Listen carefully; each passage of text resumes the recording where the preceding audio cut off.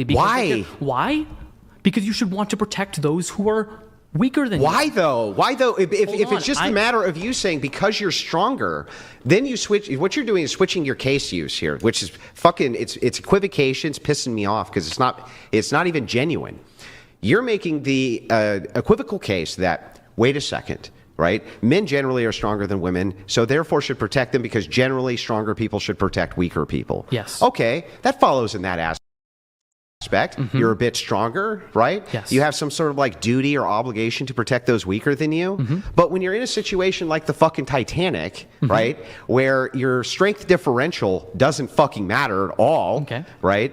You still prescribe that the women get the lifeboats, bro. And okay. I need you to tell me why. Why should they get the lifeboats? I think I am then expressing an intuition based on that case that is based on the fact that men are generally stronger than women. So maybe in How this is case, that helpful? Hold on. Maybe in this case, mm-hmm. then they shouldn't because this case doesn't involve strength or anything like that. So in this case, then maybe not. In the Titanic, in that case, then yeah, maybe not. Okay, so you're retracting that? I'll Okay, so you're going to retract that. For women. I'll retract the claim for they should give it up for women. Maybe not children, though, because children would have a longer lifespan ahead of them. And men and women's lives, I would agree, are roughly equal. But, you can argue that children's lives, many people would consider them more valuable because they have a longer life to live. Okay, so then men don't have an obligation to sacrifice their lives for women. No. Okay. I don't think necessarily. Got it. They don't have... I don't think each individual man. I think society has an obligation to protect those who are weaker, but I think that no individual person should be compelled to risk or I didn't say compelled. Life. I asked about duty. That wouldn't be Men. like a foreign compellence. No, I don't think men have that duty. No. They don't have that duty. Men in general, no. Those who are stronger, not to die for other people necessarily. Mm-hmm. So you don't think that there's a social obligation inside of society which shames men if they don't protect women who are physically weaker than them? I think there is. But the thing is also I think a man is much less likely to die than a woman in those situations. Yeah, so what?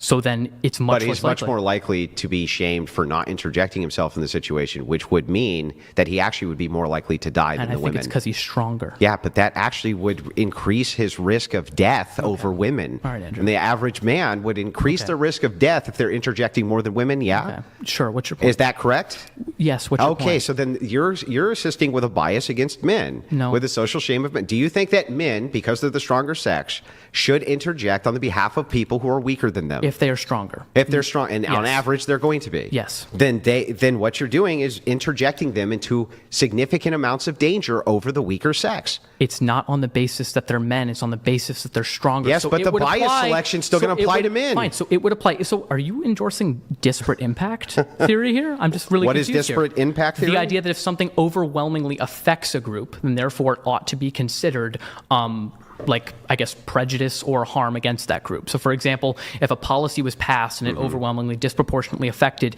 a racial minority or any minority, regardless of the intent of the bill. No, I wouldn't endorse that, but what I will say is that... Well, this is the type of disparate impact. No, it's not. Here's the distinction, right? Do you agree with me that people can hide their true intentions towards a thing, right, by kind of equivocating based on their intention? So, for instance, if I said, look, okay...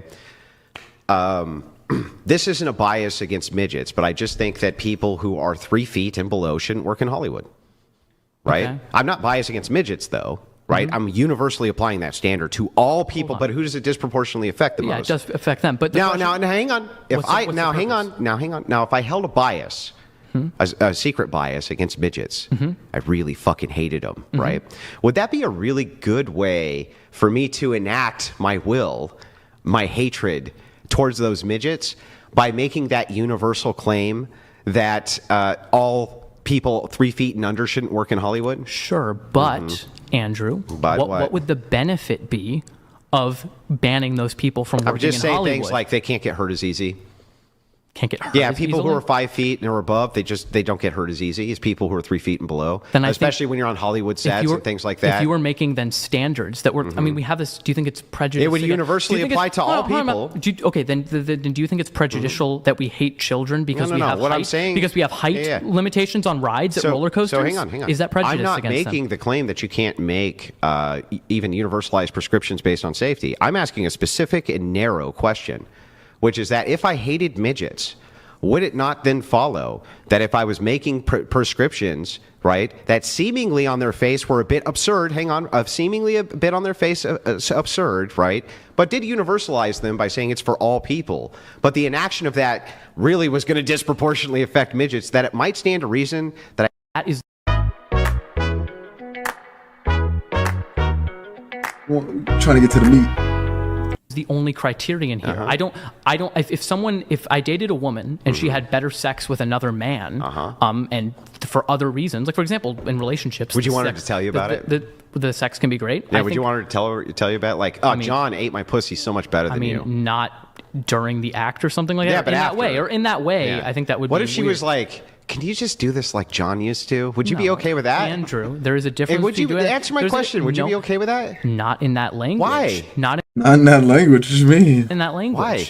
Because then that But is she just being is mean. actually asking you Hold that on, 'cause John hold on, did it, Hold though, on, right? because there are different ways of communicating a message. If she was like, because what that does is that's just saying you are inferior. What instead the question could be is, hey, in previous relationships, I really liked it when this guy So you did want her this. to lie to you?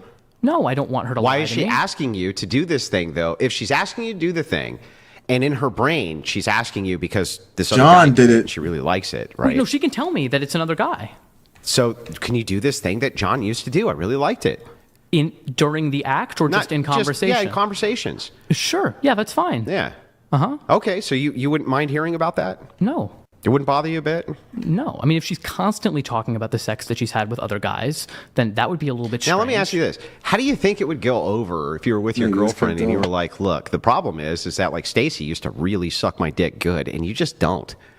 And so what you need to do is get at least 2 more inches of yaw down your throat. Okay. Do you think That's that that's incredibly crass and crude. So what you would do instead is lie, right? I would not lie. What would you say? I would have conversation with her that in previous relationships. But in your head, you really want her to suck your dick like Stacy.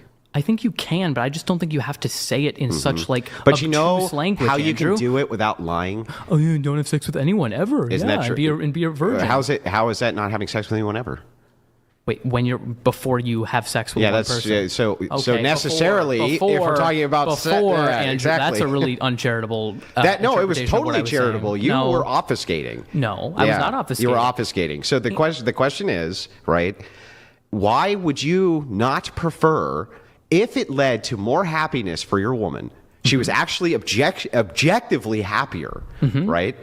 And you were objectively happier. Why would you prefer to have a higher sample size to compare yourself against if it led to like these worser outcomes in relationships? What do you mean worser outcomes? What would the worser outcomes They're less be? happy. Less happy because they are making comparisons to other people where those comparisons don't need to be made. I think there's a balancing act between the truth and happiness. Do you think people like live? I mean, this is a really interesting way to put it. Do you think like living in like bliss where you don't know reality but are really happy is preferable to being less happy but being in tune with reality? No, I think